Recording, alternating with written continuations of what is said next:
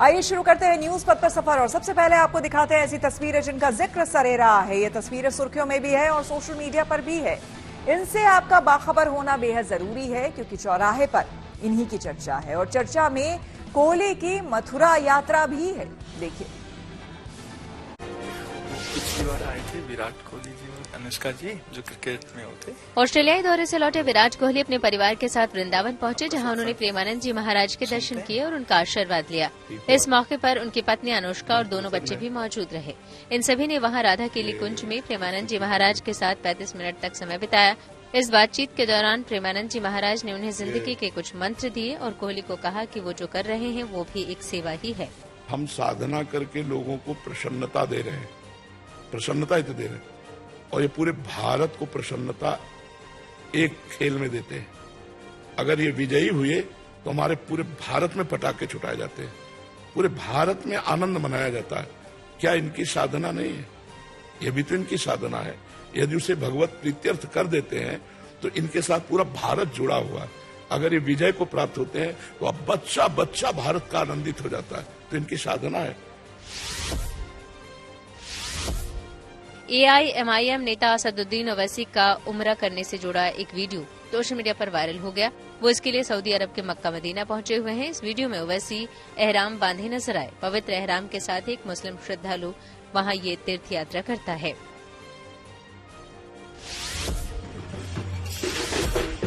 TMC सांसद महुआ मोइत्रा के dance का एक वीडियो सोशल मीडिया पर वायरल हो गया। दरअसल वो पश्चिम बंगाल के नादिया में कार्यक्रम के लिए पहुंची हुई थी। इसी दौरान उन्हें कुछ स्थानीय महिलाओं ने बुलाया, फिर महुआ भी खुद को रोक नहीं पाई और उनके साथ थिरकने लगी।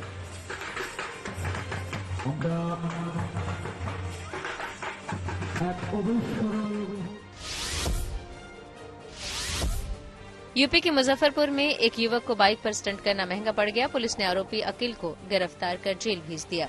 दरअसल इसका एक वीडियो सोशल मीडिया पर वायरल हुआ था, जिसमें वो सड़क पर कुछ लड़कियों के सामने स्टंटबाजी कर दबंगई दिखाने की कोशिश करता नजर आया था। ये वीडियो सामने आने के बाद पुलिस ने आरोपी को पकड़ लिया।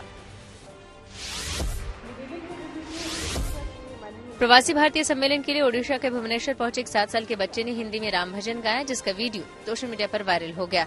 इस बच्चे का नाम भेविन गोस्वामी है। इस बच्चे का छोटा भाई भी उसी के नक्शे कदम पर चल रहा है। इनकी मां कैरोलिना गोस्वामी पोलैंड से है तो पिता का नाम अनुराग गोस्वामी है। पूरा परिवार इन दोनों को हिंदुस्तान से जुड़ा रहने के लिए हिंदी के भजन सुनाता और सिखाता है।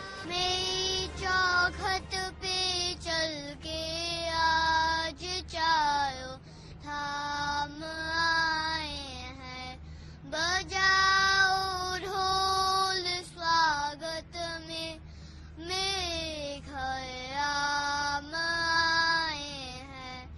कथा शबई की जैसे जुड़ गई मेरी कहानी से, नरों को आज ढोने दो चयन आंखों के पानी से। जिंदगी का सफर सुहाना हो, इसके लिए सावधान रहना जरूरी है। रोजमर्रा की आपाधापी में कुछ देर बैठकर सोचना समझना भी जरूरी है कि आपके आसपास क्या हो रहा है और जो कुछ हो रहा है उससे हमारी जिंदगी, हमारा परिवार कैसे प्रभावित हो सकता है।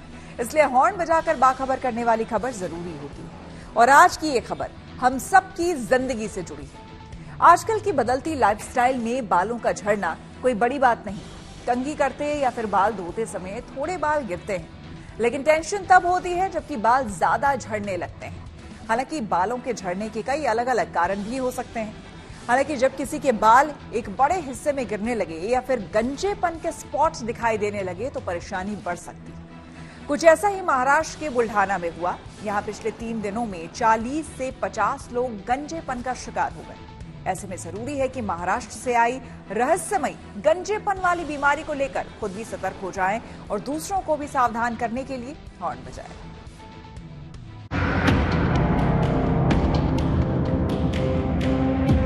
हमारे बाल जा रहे अपने आप, क्या है इसको प्रॉब्लम क्या है मालूम नहीं। गांव में कैंप लगाया जाए, सबकी टेस्ट हो, लैब में कुछ ब्लड के सैंपल्स भेजो, कुछ जिनके केस निकल रहे हो केस की भी जांच हो। जो क्लिनिकल डायग्नोसिस हमारे डर्मेटोलॉजिस्ट ने किया है उनके हिसाब से फंगल इन्फेक्शन है, तो फंगल इन्फेक्शन की ट्रीटमेंट हम तुरंत चालू कर दे रहे हैं।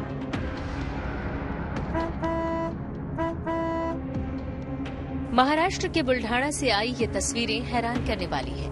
बच्चे हो या बूढ़े, महिलाएं हो या पुरुष, यहाँ हर कोई गंजेपन का शिकार हो रहा है। लोगों के सिर पर जो बाल हैं, वो देखते ही देखते टूट कर गिर रहे हैं। जो भी शख्स अपने सिर पर हाथ फेरता है, बाल गुच्छे की शक्ल में टूटकर हाथ में आ रहे हैं। यहाँ कोई पूरी तरह से गंजा हो चुका है तो कुछ लोग गंजेपन की तरफ बढ़ रहे हैं, जिसकी वजह से गांव वालों में दहशत का माहौल है। हमारे बाल जा रहे हैं अपने आप, क्या है उसका प्रॉब्लम क्या है मालूम नहीं। कितने दिनों से जा रहे हैं आपके बाल?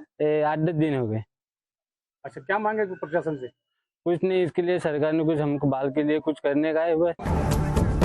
रिपोर्ट्स के मुताबिक यहाँ पिछले 3 दिनों में अब तक 40 से 50 लोग गंजेपन का शिकार हो चुके हैं। बुल्ढाना जिले के शेकप तहसील में आने वाले बोंड गांव, कालवड़ और हिंगना के लोगों ने एक रहस्यमय बीमारी होने का दावा किया है। गांव वालों के मुताबिक इस बीमारी के चलते केवल 3 दिन के अंदर लोगों के बाल झड़ जा रहे हैं। ग्रामीणों की माने तो हर पीड़ित को ये बीमारी एक ही पैटर्न से गंजा कर रही है, जिसकी वजह से लोग बेहद परेशान हैं। बाल झड़ने और गंजेपन का शिकार सिर्फ बुजुर्ग या नौजवान ही नहीं हो रहे हैं, बल्कि ये समस्या छोटे बच्चे और लड़कियों में भी देखने को मिल रही है।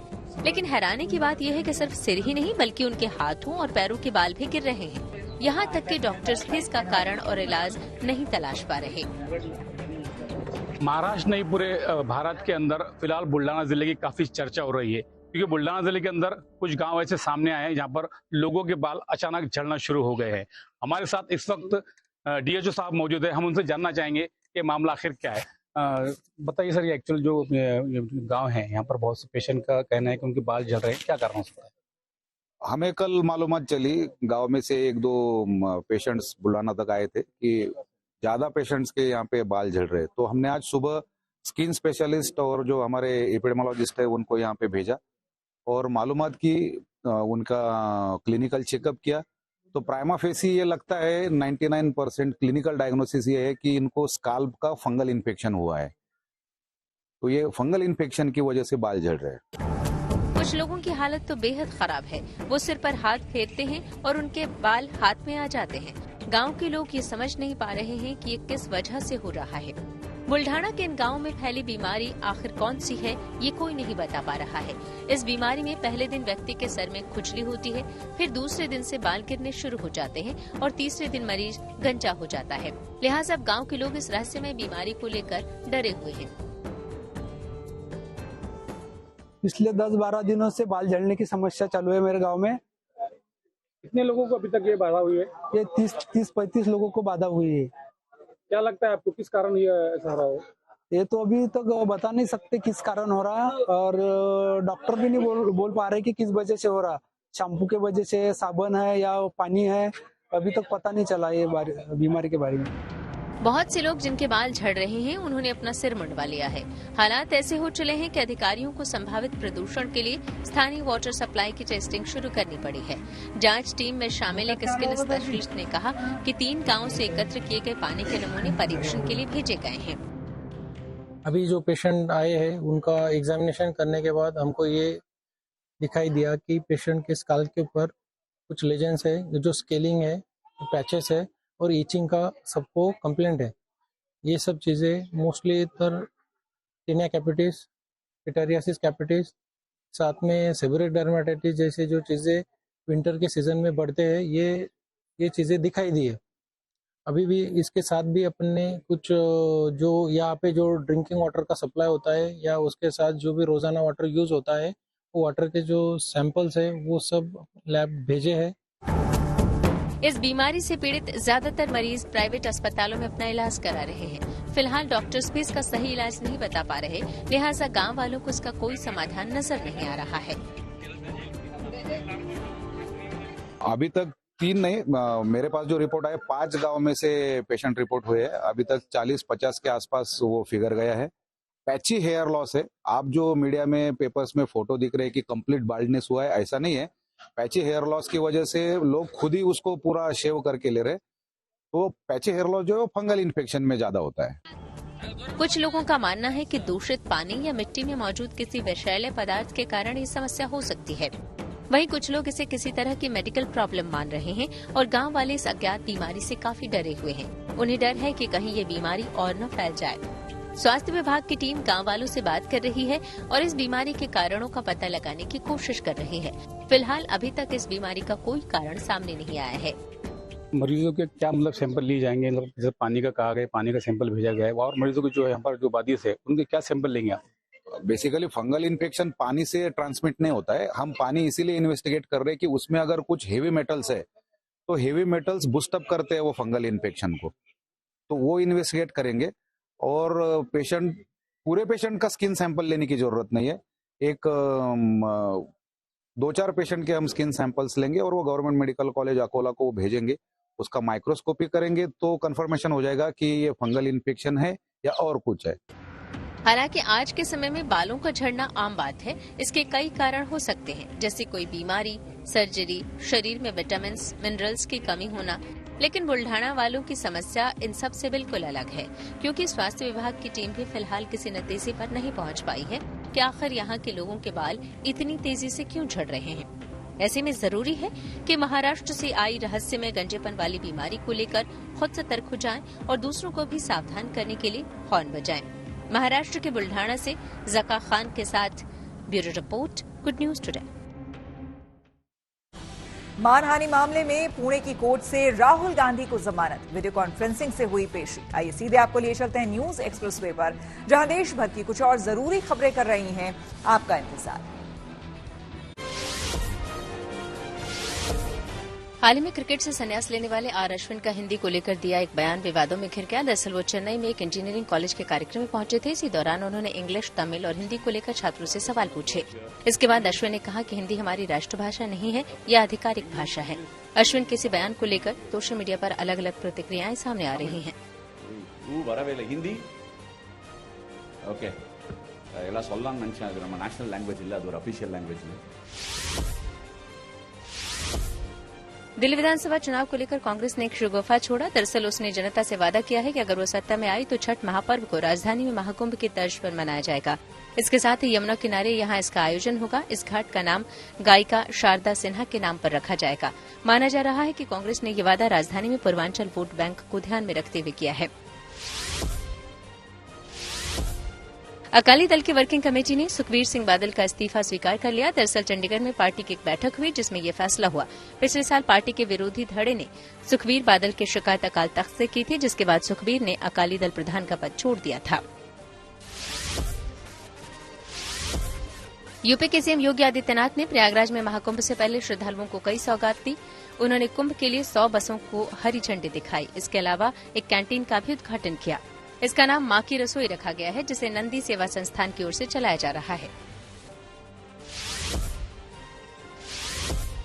डीआरडीओ ने जवानों के लिए खास जैकेट समेत कुछ ड्रेस तैयार की, जो 20 डिग्री सेल्सियस से लेकर -60 डिग्री सेल्सियस तक में काफी मददगार साबित होंगी। वैकुंठ एकादशी के मौके पर आंध्र प्रदेश के तिरुपति में तिरुमला मंदिर में बड़ी संख्या में श्रद्धालु जुटे। इस दौरान वहां श्री वेंकटेश्वर स्वामी के रथ को मंदिर परिसर के चारों ओर घुमाया गया। वैकुंठ एकादशी पर बाबा रामदेव ने भी वहां भगवान के दर्शन किए। और खबरों के एक्सप्रेसवे से आगे रुक करते हैं सियासी ढाबे का, जहां आज की सबसे दिलचस्प खबर मौजूद है। दिल्ली के दंगल की तारीख जैसे जैसे नजदीक आ रही है, जुबानी जंग वैसे वैसे तीखी होती जा रही है। आज बीजेपी के कार्यकर्ताओं ने आम आदमी पार्टी और अरविंद केजरीवाल के खिलाफ प्रदर्शन किया। बीजेपी का आरोप है कि केजरीवाल ने यूपी, बिहार के लोगों को फर्जी वोटर कहकर अपमान किया। बीजेपी के इस अभियान में उसके सहयोगी दल भी कूद पड़े। हालांकि केजरीवाल और उनकी पार्टी लगातार सफाई दे रही है कि उन्होंने यूपी, बिहार के मतदाताओं का अपमान नहीं किया, बल्कि फर्जी वोटर बढ़ाने का मुद्दा उठाया था। लेकिन ये मुद्दा आम आदमी पार्टी पर भारी पड़ता दिख रहा है।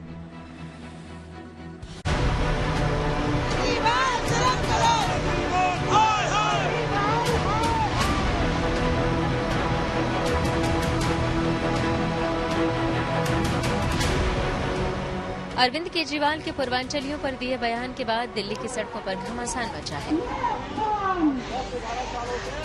बीजेपी के पूर्वांचल मोर्चा के कार्यकर्ताओं ने आज केजरीवाल के पूर्वांचलियों पर दिए बयान के खिलाफ मार्च निकाला। बीजेपी ने इस प्रदर्शन को पूर्वांचल सम्मान मार्च का नाम दिया था और मार्च में पहुंचे कार्यकर्ताओं के हाथ में जो पोस्टर बैनर थे उसमें उन्हें पूर्वांचल विरोधी बताया गया था। आरोप है कि केजरीवाल ने फर्जी वोटरों के मुद्दे पर यूपी बिहार के लोगों का नाम लेकर पूर्वांचलियों का अपमान किया है। दिल्ली में जिस तरीके की सर्दी है, पूर्वांचल का मुद्दा ने इस पूरे माहौल को जो है यहाँ पर गर्म कर दिया है। मैं आपको यहाँ पर दिखाना चाहूंगा, अशोक रोड से जो है वो तमाम जो बीजेपी के कार्यकर्ता हैं वो सब आगे की तरफ बढ़ रहे हैं। जो अरविंद केजरीवाल का निवास है फिरोज शाह रोड पर, वहां की तरफ जा रहे हैं। जिस तरीके से ये मुद्दा पूरा उठा है कि पूर्वांचलियों को फर्जी वोटर के तौर पर आम आदमी पार्टी की तरफ से कहा गया है, वैसे में ये लोग इस मुद्दे को लेकर के आगे की तरफ बढ़ रहे हैं। दिल्ली से लेकर यूपी तक और यूपी से लेकर बिहार तक अरविंद केजरीवाल के बयान पर क्षेत्रीयता, अस्मिता और अपमान पर संग्राम छिड़ गया।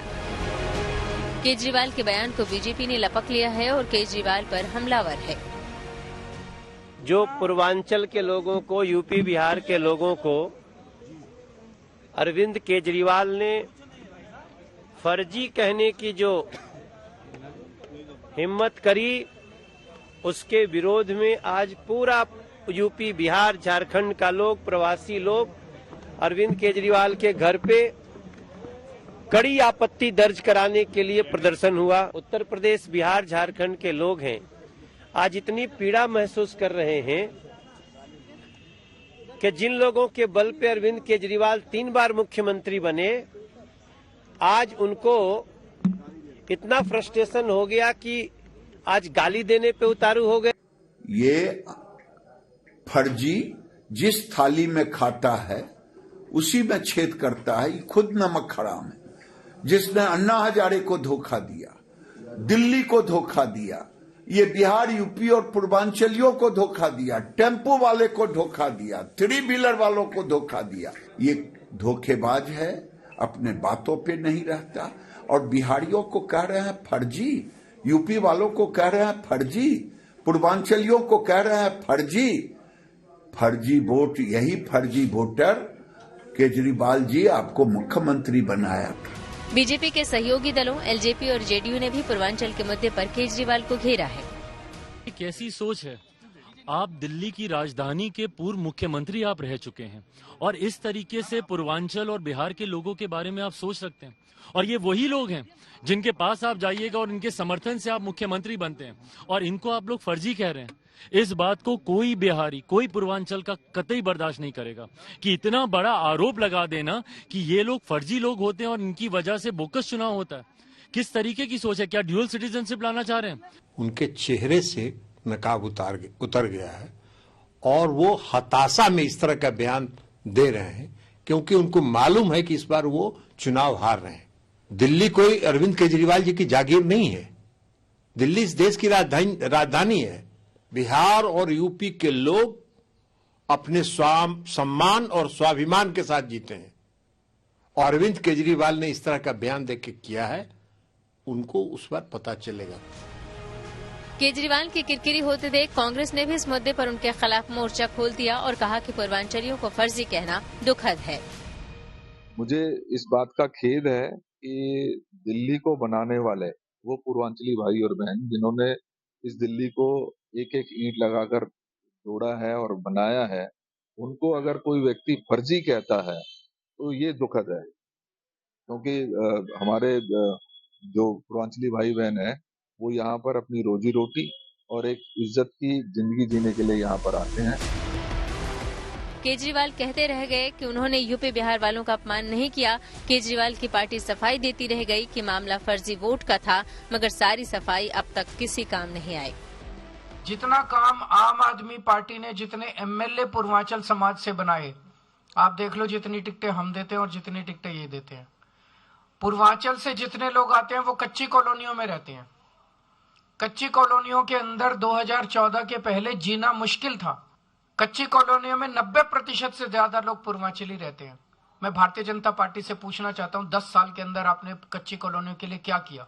एक भी सड़क बनवाई इन्होंने? हमारे पूर्वांचल के भाइयों को, यूपी बिहार के भाइयों को भारतीय जनता पार्टी रोहिंग्या और बांग्लादेशी कह रही थी। उसकी लड़ाई लड़ी तो वहां नहीं रुके। मुझे सबक सिखाने के लिए मेरी पत्नी का वोट कटवाने के लिए एप्लीकेशन दिलवाई भाजपाइयों ने। इलेक्शन कमीशन के सामने शिकायत करने गए थे, वो रिकॉर्ड में है कि हमारे यूपी बिहार पूर्वांचल के भाई जो 30-30, 40-40 साल से दिल्ली में रह रहे हैं, उनके वोट कटवाए जा रहे हैं, वो वोट काटे ना जाए। आम आदमी पार्टी कह रही है कि मुद्दा फर्जी वोट का है। नई दिल्ली में 13,000 वोट जोड़े गए और 5,000 वोट घटाए गए। इसकी शिकायत चुनाव आयोग से बार बार की जा रही है, लेकिन इसी बयान में केजरीवाल ने यूपी बिहार का नाम भी ले लिया था, जो अब उनके गले की फांस बन गया है। Bureau report, good news today. News पथ पर आगे है धन बाजार, जहां शेयर बाजार से लेकर कारोबार तक की सभी अहम खबरें हम आपको दिखाते हैं, जिसका सीधा रिश्ता आपकी आमदनी आपकी जेब से होता है। तो तेज रफ्तार खबरों के बीच ये जरूरी खबरें छूट ना जाए, इसलिए सीधे आपको लिए चलते हैं धन बाजार। हफ्ते के आखिरी कारोबारी दिन शेयर बाजार में गिरावट देखने को मिली। सेंसेक्स 241 अंक फिसलकर 77,379 पर बंद हुआ। वहीं निफ्टी भी 95 अंक लुढ़क कर 23,431 पर आ गया। ऑटो, मेटल और हेल्थ केयर समेत कई सेक्टरों के शेयरों में कमजोरी रही। शुक्रवार को डॉलर के मुकाबले रुपया फिसल गया। इसमें 10 पैसे की गिरावट आई। इस तरह $1 के मुकाबले रुपए की कीमत 85 रुपए 96 पैसे हो गई।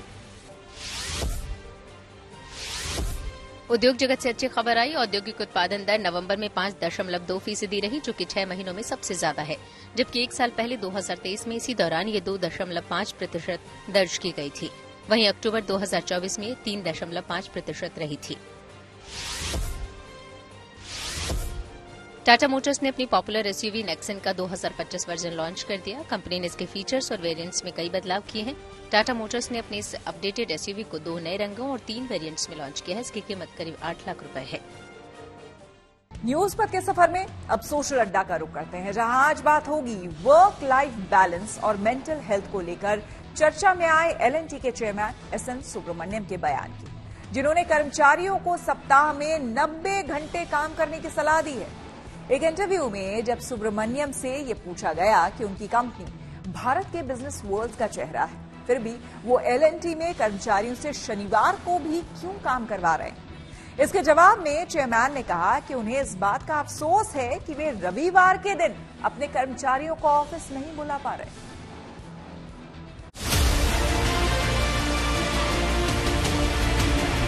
I regret I'm not able to make you work on Sundays.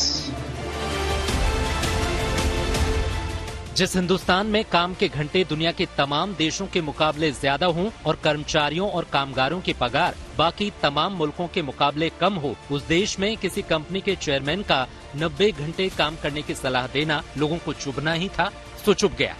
इस वीडियो में लार्सन एंड टुब्रो के चेयरमैन एसएन सुब्रमण्यन अपने एम्प्लॉयज को 90 घंटे काम की सलाह दे रहे हैं। यहाँ तक कि उनसे रविवार को भी काम कराने की बातें कर रहे हैं। बात यहीं तक होती तो भी इतना हंगामा न होता, लेकिन चेयरमैन साहब ने इस पूरी बात को जिस तरह चटकारे लेकर कहा, उसके बाद तो बवाल ही मच गया। I regret I'm not able to make you work on Sundays, to be honest. If I can make you work on Sundays, I'll be more happier. Because I work on Sundays also. What do you do sitting at home? How long can you stare at your wife? How long can the wife stare at your husband? दरअसल काम के घंटों पर बहस का ये सिलसिला नया नहीं है।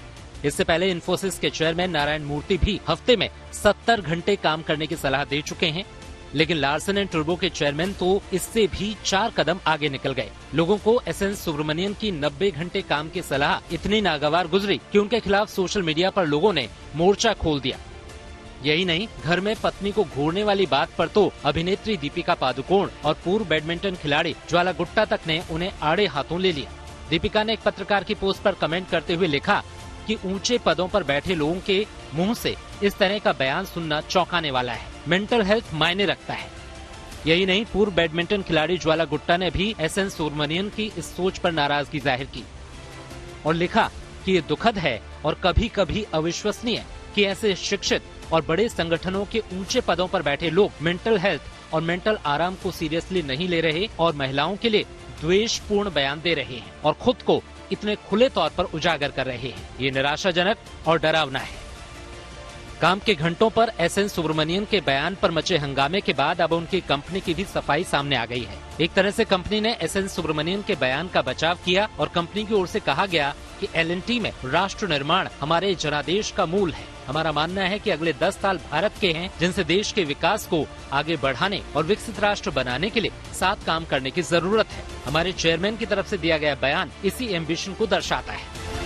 फिलहाल L&T के चेयरमैन के इस कमेंट के बाद सोशल मीडिया पर काम के घंटों पर फिर से बहस चल पड़ी है। सवाल पूछा जा रहा है कि बार बार काम के घंटों पर बयान के मतलब आखिर क्या है, क्योंकि हिंदुस्तान में दफ्तरों में जो वर्क कंडीशन है वो किसी से छिपी नहीं है। सवाल मेंटल हेल्थ का भी है।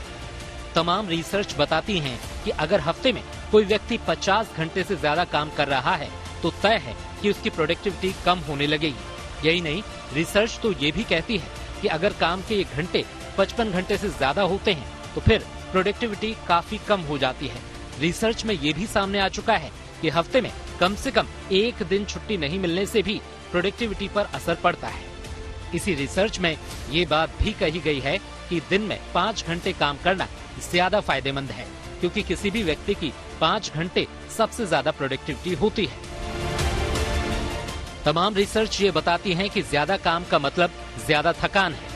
यही नहीं, जिन दफ्तरों में काम के घंटे तय नहीं हैं या तय घंटों से ज्यादा है, वहाँ एंजाइटी और डिप्रेशन की शिकायतें भी ज्यादा पाई गई हैं। बावजूद इसके बड़ी बड़ी कंपनियों में ऊंचे पद पर बैठे लोग चाहते हैं कि आम कर्मचारी अपनी पर्सनल जिंदगी को ताक पर रखकर ज्यादा से ज्यादा काम करें, लेकिन इसकी परवाह किसी को नहीं है कि दफ्तरों में काम करने वाले मुलाजिमों को उनकी मेहनत का सही दाम मिले और उनके यहाँ वर्क कल्चर में सुधार हो। Bureau report, good news today. और दफ्तर में काम के घंटों को लेकर आई नई सलाह पर आम लोग क्या सोचते हैं, ये जानने के लिए हमने दिल्ली में कुछ लोगों से बात की और उनकी राय जानी। अब वो कह रहे हैं कि 90 घंटे आप काम करो, सैटरडे संडे आओ, सही है या गलत? देखिए, आज की डेट पे सबसे ज्यादा इंपॉर्टेंट है मेंटल पीस। आपके सामने एग्जांपल है कोटा का। कोटा में बच्चा दिन रात पढ़ाई करता है वहाँ भी, उसके बाद भी आप हालत देख रहे हैं अनएम्प्लॉयमेंट की। अगर एम्प्लॉयमेंट मिली भी जाती है तो फिर ऐसे लोग कहते हैं कि 90 घंटे काम करें। हम लोग मेंटल पीस कहाँ से लाएंगे, है ना? वो बहुत जरूरी है मेरे हिसाब से यूथ के लिए, और ये बहुत गलत है। 90 घंटे कोई काम कर नहीं सकता, और करेगा भी तो फिर वो इसके अलावा कुछ एक्सप्लोर नहीं कर पाएगा। इसीलिए हमारी कंट्री आज शायद पीछे चल रही है। तो इन्होंने अपने विचार तो बदलनी चाहिए। 90 इसके हमें काम कर सकते हैं, एक्सप्लोर करना चाहिए, बट नहीं 90 घंटे तो मेरे हिसाब से दिस इज रॉन्ग। क्या लग रहा है आपको? जी बिल्कुल गलत बात है ये सैलरी तो एक तो सैलरी के हिसाब से भी सोचते हैं 2.5 LPA साल देते हैं, और उसमें भी नहीं सोचते हैं हफ्ते में 90 घंटे काम करना चाहिए। ये तो कहीं का वो नहीं है ना। ये सब अपनी एक्स्ट्रा करिकुलर एक्टिविटी करेंगे, बहुत चीज़ें होती हैं, फैमिली भी होती है। हाँ वैसे ठीक है, उनका कोई गलत कमेंट नहीं है, ठीक बोल रहे हैं, कर सकते। एक दिन में 13 घंटे से ज़्यादा लगता है। कर सकते हो अगर आपके अंदर ज़ील है, अगर आपके अंदर कुछ कर गुजरने की अगर आपके अंदर है इतना, तो आप कर सकते हैं। कोई बहुत बड़ी चीज़ नहीं है। लोग 18-18, 22-22 घंटे काम करते हैं, हमने देखा। हम खुद काम करके आए L&T में। अच्छा, तो फैमिली कैसे मैनेज होगी, रिलेशनशिप कैसे मैनेज होगा? देखो फैमिली तो आपके साथ है ही, ठीक है। आप काम पे भी उतना ध्यान दीजिए, फैमिली पे भी ध्यान दीजिए, बट फैमिली को ठीक है, अगर आप धीरे धीरे अगर आप आगे बढ़ते रहेंगे धीरे धीरे करके, तो फैमिली भी आपके साथ ही रहती है। फैमिली तो दूर है नहीं। आप अगर कंप्लीट हो जाता है आपका कोई भी, अगर आपका टारगेट अगर वो अचीव कर लेते हैं, उसके बाद फिर आप आगे अपनी फैमिली को टाइम दीजिए। बोथ आर मैड है। अगर 90 आवर्स काम करना है इन 1 वीक, बाकी हम क्या करेंगे? इट मीन्स कि बोथ आर, उनको एफिशिएंसी का पता ही नहीं है। एफिशिएंसी होता क्या है? They do not know how to work with the peoples, how to take the work from your staff. किससे कैसे काम लेना है, इससे कैसे काम लेना है।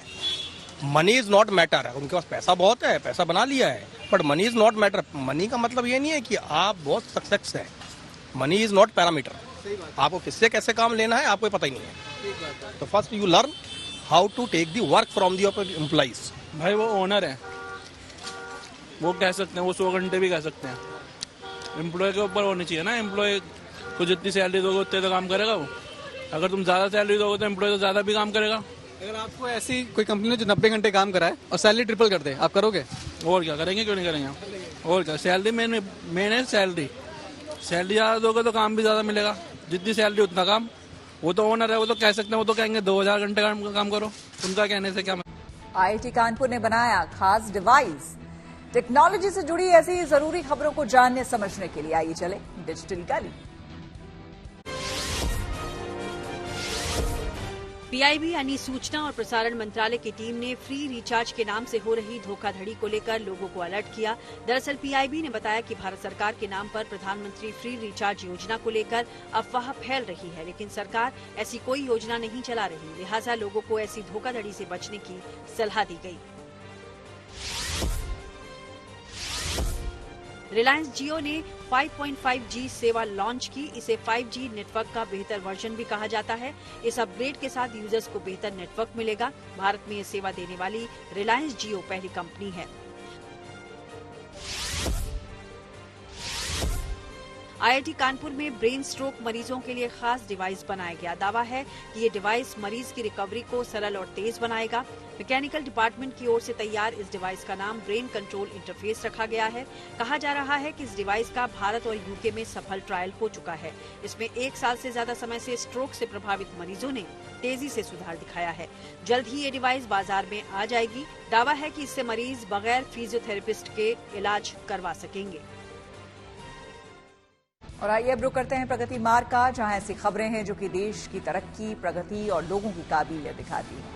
काबिलियत में हमारी आधी आबादी भी पीछे नहीं है। कभी उन्हें घर का होम मिनिस्टर कहा जाता था, लेकिन आज वो देश को गुरु यानी कि शिक्षक बनकर भी नई राह दिखा रही हैं। एक रिपोर्ट के मुताबिक अब देश में पुरुष शिक्षकों की तुलना में महिला टीचर्स की संख्या ज्यादा हो गई है।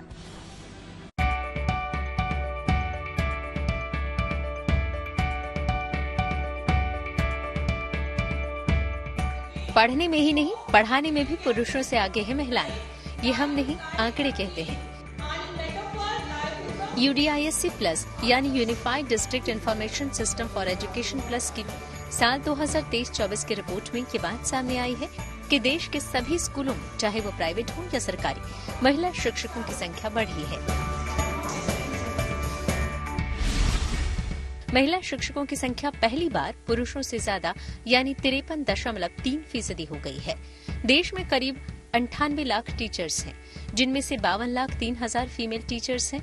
2018-19 में ये संख्या 47,14,000 थी। तब से स्कूलों में महिला टीचर्स की संख्या लगातार बढ़ी है। इसमें कोई दो राय नहीं कि महिलाएं हर क्षेत्र में आगे निकल रही हैं। कहीं पुरुषों से कदम मिलाकर चल रही हैं, तो कहीं उनसे 2 कदम आगे हैं। शिक्षा का क्षेत्र भी ऐसा ही है, जहां महिलाएं पुरुषों से 2 कदम आगे बढ़ गई हैं। 53% is a good proportion, but profession wise teaching profession एक ऐसा है जिसमें loving and caring attitude towards students जरूर होना चाहिए, और वो कहीं ना कहीं फीमेल्स में as compare to male definitely ज्यादा होता है। तो टीचिंग प्रोफेशन फीमेल्स के लिए एक बेस्ट ऑप्शन और स्टूडेंट्स के लिए एक बेस्ट ऑप्शन डेफिनेटली रहता है। तो प्रपोर्शन मैटर नहीं करता, किस प्रोफेशन में क्या एटीट्यूड टीचर्स का होना चाहिए वो ज्यादा। तो लविंग एंड केयरिंग नेचर जो फीमेल का है, आई थिंक वो इस रेशियो को ज्यादा इंप्रूव करने में हेल्प करता है। महिलाओं के शिक्षण के क्षेत्र में आगे आने की एक वजह उनका लविंग और केयरिंग नेचर भी है, जो उनका स्वाभाविक गुण भी है। ऐसे में वो इस क्षेत्र में बच्चों को शिक्षा और ज्ञान के साथ साथ मानवीय गुणों के विकास में भी बड़ी भूमिका निभाती हैं। जब हम अपॉइंटमेंट देते हैं तो उसमें पुरुष या स्त्री का कोई भी मतभेद नहीं रखते। हम लोग देखते हैं कि एक्सपीरियंस कितना है, क्वालिफिकेशन है कि नहीं, ताकि हम बच्चों को देखते हुए कि इनको कौन पढ़ा सकता है। हमारे फेयर कंपटीशन से नंबर बढ़ा है। हाँ, फेयर कंपटीशन से ही नंबर बढ़ा है। आप ये कह सकते हैं कि स्त्रियों की संख्या स्कूल में क्यों है, शायद टाइमिंग की वजह से। जहां पर एक जो टीचर है वो माँ भी है, जैसे मदर टीचर स्कूल में है, वो घर पे भी एक माँ है, जहां पे वो बच्चों को भी देख रही हैं। तो आई थिंक टाइमिंग की वजह से स्त्रियां ज्यादा स्कूल में एजुकेशन की तरफ आ रहे हैं। शिक्षण के क्षेत्र में महिलाओं के दबदबे की वजह चाहे जो भी हो, उनके कदम बच्चों के भविष्य निर्माण में प्रगति मार्ग पर बढ़ रहे हैं, ये अपने आप में सुखद है। जाहिर तौर पर अगर फीमेल लीड करेंगी तो शायद समाज और ज्यादा बेहतर होगा, और समाज बनने की शुरुआत एक स्कूल से ही होती है। कैमरामैन शैलेंद्र के साथ Manish Chaurasia, good news today, Delhi. इसी के साथ न्यूज पथ में मेरे यानी कि श्वेता झा के साथ फिलहाल इतना ही। देश दुनिया के तमाम पॉजिटिव खबरों के लिए आप देखते रहिए गुड न्यूज टुडे।